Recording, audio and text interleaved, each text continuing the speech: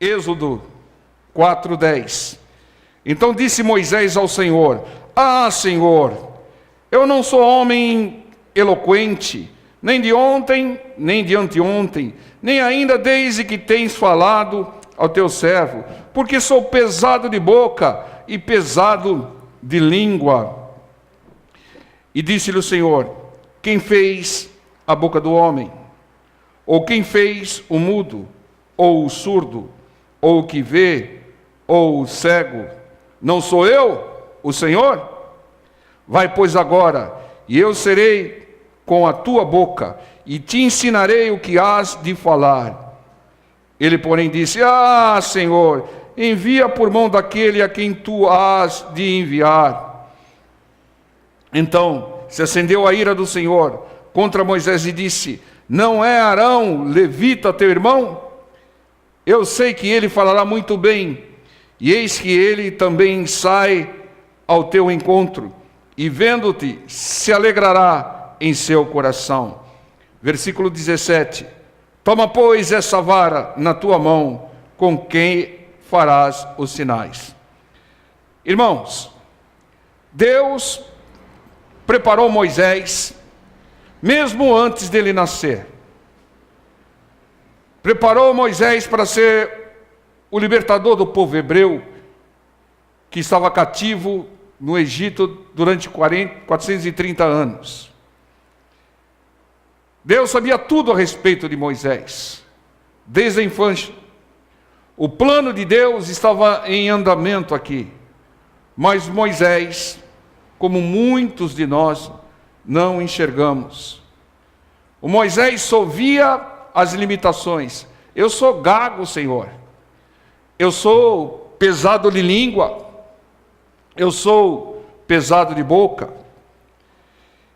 E Deus revela aqui a Moisés: Moisés, quem te fez nascer hebreu? Quem fez com que você fosse colocado, num cesto de jungo,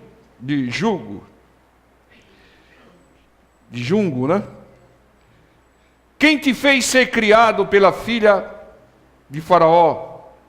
Quem te treinou 40 anos no deserto? Quem te fez gago, Moisés? Quem te fez gago?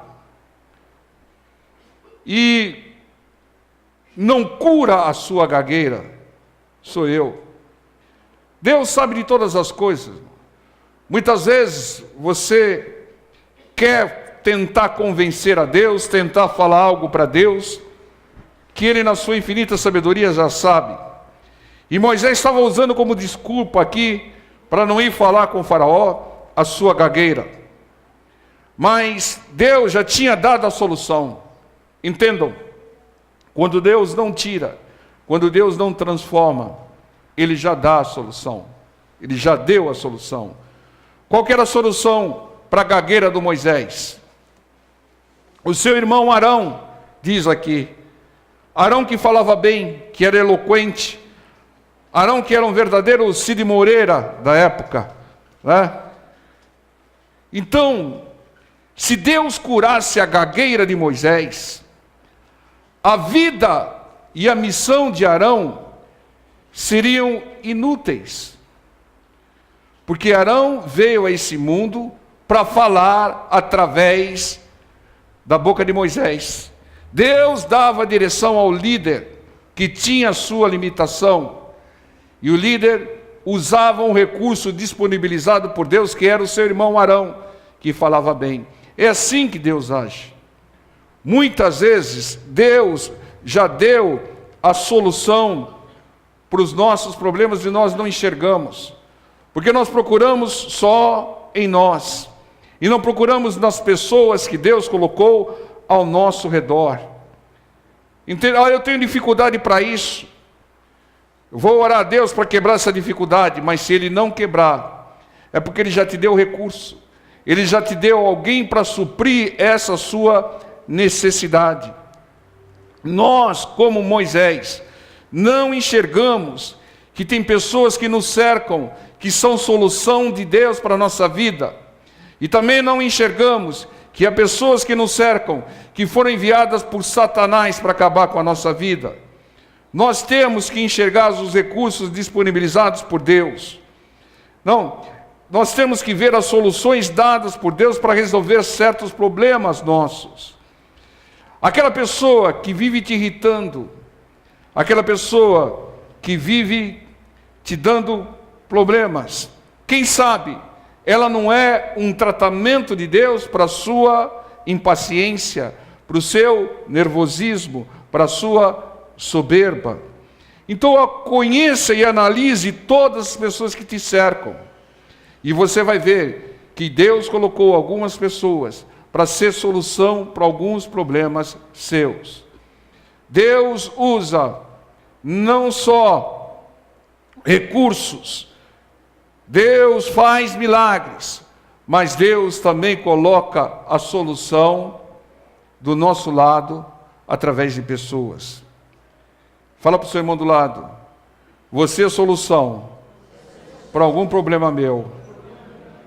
Agora fala para ele: eu sou solução para algum problema seu. Assim como o Arão era a solução para o problema da gagueira de Moisés, tem muitas pessoas que são solução para muitos dos nossos problemas. Analise, né? Entendam, enxergue que tudo está no controle de Deus, que nada passa desapercebido aos olhos do Senhor. Enxergue que o plano de Deus sempre está em andamento na nossa vida. Enxergue que Deus sempre está no controle. Nada escapa do controle do Senhor. A palavra do Senhor diz que não cai um só fio do nosso cabelo sem que o Senhor saiba, sem que o Senhor permita. Entendam, é claro que Ele respeita o nosso livre-arbítrio, mas Ele sempre vai estar dando oportunidades para nós. Sempre vai estar colocando pessoas ao nosso redor para abençoar, para dirigir, né? Para interceder por nós. Intercessão é fundamental. Nós vimos hoje de manhã o caso do centurião. O centurião não foi pedir para ele foi com humildade, porque ele foi rogando ao Senhor. Era uma autoridade, podia ter, falar: manda chamar Jesus de Nazaré aqui para curar meu criado. Não, ele rogou ao Senhor, se prostrou ao Senhor e demonstrou fé na palavra. O que o Senhor falar vai acontecer. Você não precisa ir na minha casa, basta a sua palavra, eu confio na sua palavra. É o que disse o centurião. Você confia na palavra do Senhor? Ou você precisa insistir que o Senhor vá à sua casa? Ou você precisa ver algum sinal? A pessoa que procura ver algum sinal, ela não crê na promessa, na palavra do Senhor. É preciso ver sinal para poder crer. Entendam, irmãos?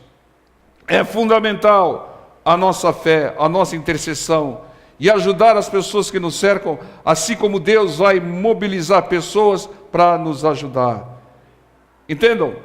Aquele seu chefe que você senta a lenha nele, ele tem a permissão de Deus para te dar um emprego. Indiretamente está te abençoando. E quando ele te irrita, ele está te dando oportunidades de você reagir de uma maneira diferente, ser tratado, ser corrigido. E vai por aí afora. Veja aqui Êxodo 14:15. Então enxergue que tem pessoas do seu lado, irmão, que é a solução para os seus problemas. Ou que você é a solução para os problemas dela. Tá? Mas a sua dependência tem que ser de Deus. Deus usa pessoas, mas Ele é que comanda, Ele é o soberano, Ele que está no controle. Êxodo 14:15 é o texto super conhecido. Então disse o Senhor a Moisés: porque clamas a mim, dize aos filhos de Israel que marchem, e tu levanta a tua vara, e estende a tua mão sobre o mar, e fende-o para que os filhos de Israel passem pelo meio do mar em seco. O que o Senhor mandou ele usar? A vara. O que o Senhor tinha dado para ele lá em Êxodo 4? A vara. Aquilo que você tem, Deus disponibilizou para que você use na hora certa, no momento certo. Entendam, toda palavra que você ouve aqui, você guarde-a no seu coração, porque você vai utilizá-la para superar um obstáculo, para tomar posse de uma bênção. Moisés e o povo de Hebeu estavam sem saída, né? Porque tinha o exército do faraó de um lado e o mar vermelho do outro, e ele clamava a Deus, e Deus já tinha dado a Moisés recursos para cumprir a sua missão. Ou seja, a oração que ele devia fazer: Senhor, me mostra qual é o recurso, o que eu devo usar, mas não ficar clamando ao Senhor. Era a mesma coisa: ah, Senhor, eu sou gago, como se Deus não soubesse que ele era gago. Ora, irmãos, sem desculpa com o Senhor, e procure enxergar os recursos que Deus já disponibilizou, porque o plano de Deus era levar o seu povo à terra prometida, e o plano de Deus contava com um líder chamado Moisés. Isso seria suficiente. Deus ia suprir, porque quando Deus dá uma missão, Ele supre, Ele manda os recursos necessários. O plano de Deus hoje é levar quem crê no Senhor Jesus ao reino dEle, ao reino de Deus. E Ele já nos deu recursos para que nós cumpramos o seu plano. Então não clame para que Deus dê aquilo que Ele já te deu. Não fica pedindo para Deus fazer algo que Ele já te deu recursos para você fazer. Depende de nós. Se nós cremos, é a nossa fé. Em muitos casos o Senhor Jesus falava: tua fé te salvou. E vendo Jesus, a fé deles operou na vida deles. Então a fé depende de nós, a fé não depende de Deus. Deus não vai forçar ninguém a crer nele. Você que tem que tomar a decisão de crer nele, de crer no Senhor de uma maneira incondicional. Crer no Senhor se Ele fizer, crer no Senhor se Ele não fizer, crer no Senhor se Ele não te responder, crer no Senhor se Ele te responder de uma maneira que você não esperava ou não queria, ou até às vezes não aceita. Nós temos que usar aquilo que Deus já nos deu, né?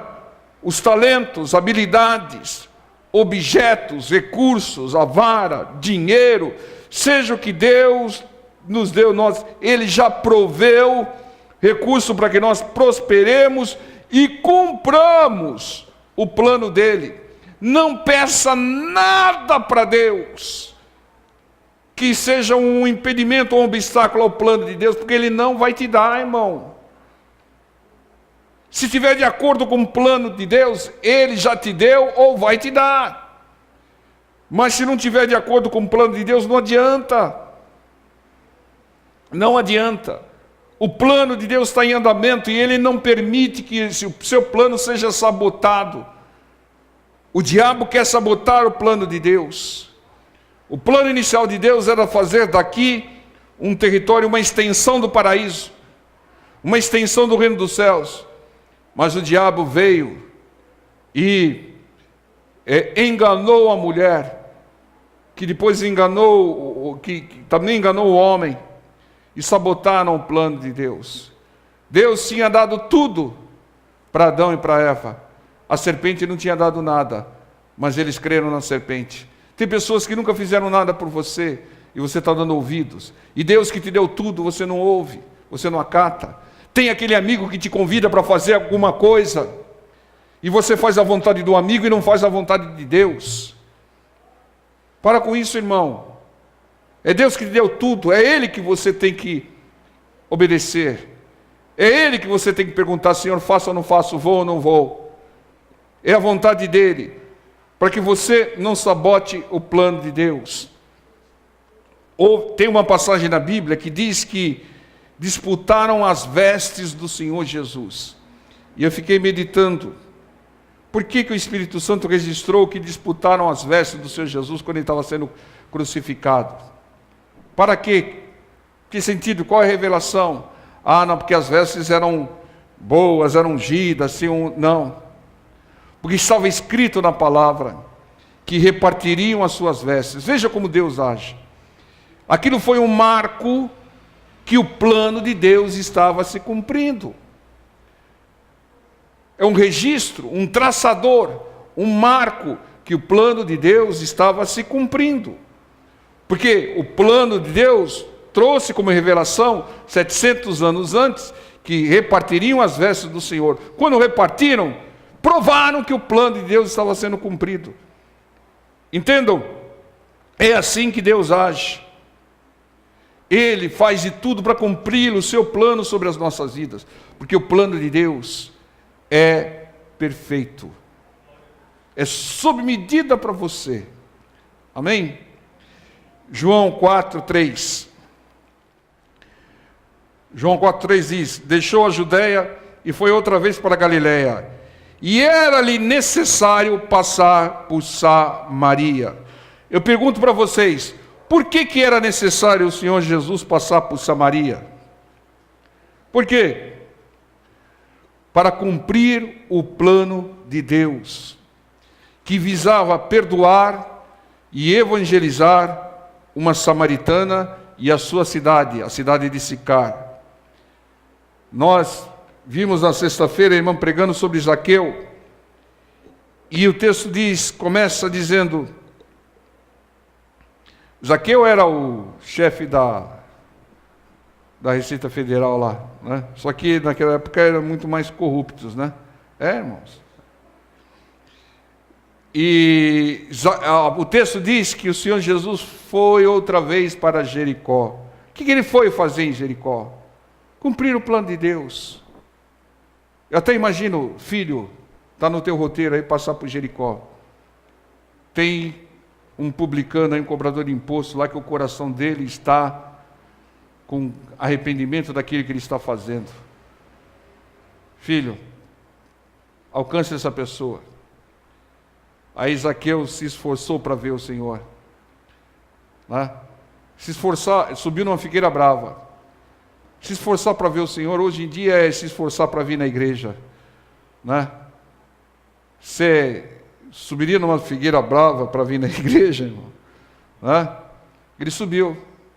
Não tem uma outra, não vou subir não, essa figueira é muito brava, aí eu vou ficar com um monte de coceira. Não tem uma outra árvore, não. Ele não mediu esforço para ver o Senhor. E aí o Senhor o viu. E quem sabe o que o Senhor Jesus falou? Aquilo que nós pregamos hoje de manhã. As raposas têm os seus covis, os pássaros têm os seus ninhos, mas o Filho de Deus não tem onde reclinar a cabeça. Zaqueu, eu vou dormir na sua casa hoje. Foi o que o Senhor falou para ele. Vou dormir na sua casa. E o Senhor falou, Zaqueu. Ninguém tinha dito o nome dele, a não ser o Espírito Santo de Deus. Ele sabia o nome.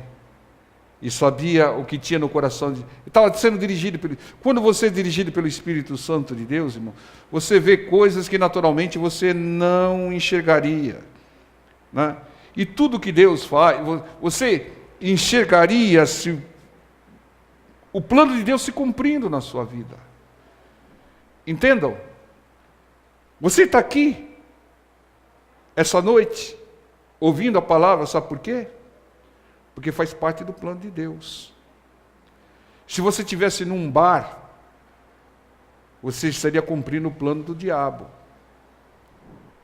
Mas se você, antes de escolher ou o bar ou a igreja, pergunta a Deus. Você já sabe a resposta. Você vai fazer a vontade dos amigos ou a vontade de Deus? Então venha onde você vai ser abençoado. Deus colocou à disposição a bênção ou a maldição, irmão. Nós escolhemos a bênção, que é ouvir o Senhor, a palavra do Senhor, louvar ao Senhor, glorificar, exaltar o nome do Senhor, orar e receber a manifestação do poder de Deus. Irmãos, o plano de Deus ali para aquela mulher não era só para aquela mulher samaritana e a cidade de Sicar, era para nós também, porque o Senhor Jesus, ele trouxe ensinamentos para nós que fazem parte do plano de Deus.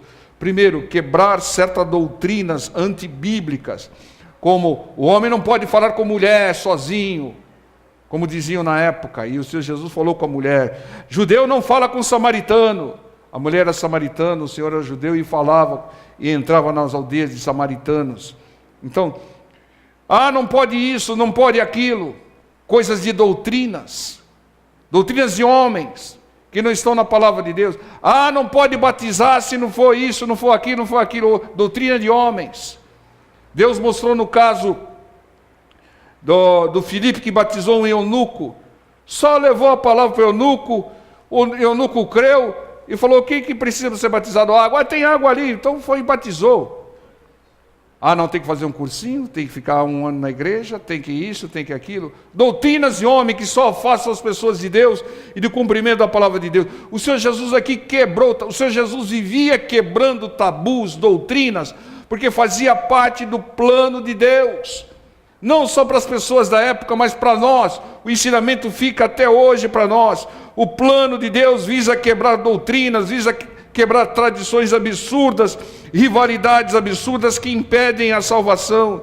Deus faz tudo para cumprir o seu plano, que é nos salvar. Entendam, Deus só tem um objetivo: preciso salvar meu filho, preciso salvar minha filha, preciso salvar meu filho, preciso salvar minha filha.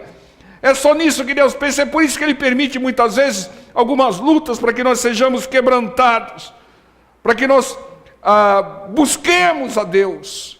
Porque se estiver tudo bem na sua vida, você nem vai se lembrar de Deus.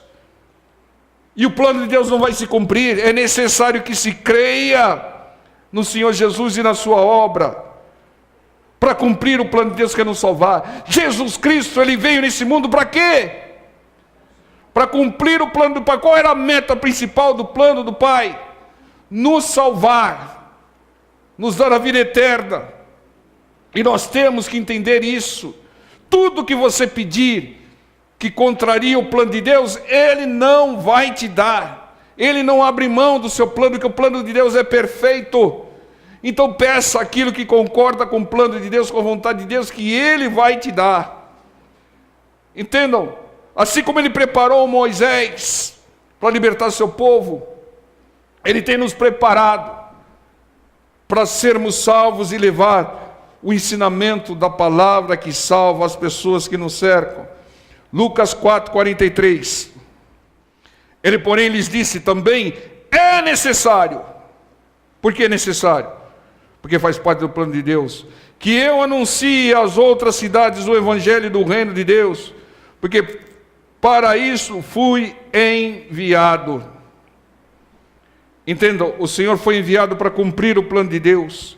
Ele veio com um roteiro, Ele não fez nada da sua vontade. Ele disse: a minha vontade é a vontade do meu Pai.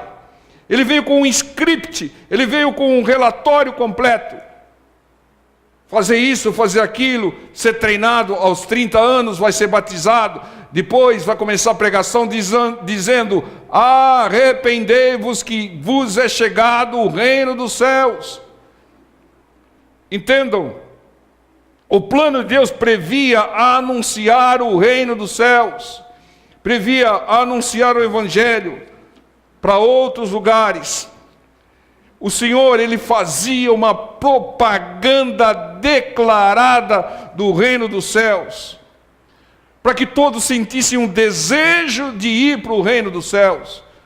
O reino dos céus é isso. O reino dos céus é igual ao fermento. O reino dos céus é igual a uma pérola. O reino dos céus é isso. Vos é chegado o reino dos céus. Foram libertos por causa do poder do reino dos céus. É o reino dos céus, é o reino dos céus, é o reino dos céus. Só isso ele falava. Era uma propaganda maciça para que todos quisessem ir para o reino dos céus, porque o propósito maior de Deus é nos levar para o reino dos céus. É missão nossa hoje fazer o que o Senhor Jesus falava, falar sobre o reino dos céus, anunciar o evangelho do reino dos céus. Irmão, precisamos pensar grande. Pare de ficar pensando aí nos probleminhas, pare de estar pensando aí nas dificuldades. Deus vai prover o recurso para você superar essa dificuldade, essa necessidade, esse problema. Mas buscai em primeiro lugar o reino dos céus. É isso que diz a palavra.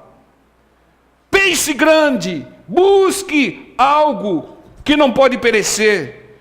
Busque em primeiro lugar o reino do céu e a sua justiça, a sua palavra. Lucas 9:22, dizendo: é necessário que o Filho do Homem padeça muitas coisas e seja rejeitado dos anciões e dos escribas, e seja morto, e ressuscite no terceiro dia. Por que era necessário tudo isso? Para que nós tivéssemos acesso ao reino dos céus. Era necessário o sofrimento do Senhor, porque fazia parte do plano de Deus. Ou alguém aqui acha que Deus não previu o sofrimento do seu filho? Tem alguém aqui que acha que foi inesperado o sofrimento do Senhor Jesus? Fazia parte do plano do Pai. Tanto é que no auge do sofrimento o filho clamou: se possível, afasta de mim esse cálice amargo, Pai. Filho, não é possível, porque faz parte do meu plano. Eu não mudo meu plano porque é perfeito.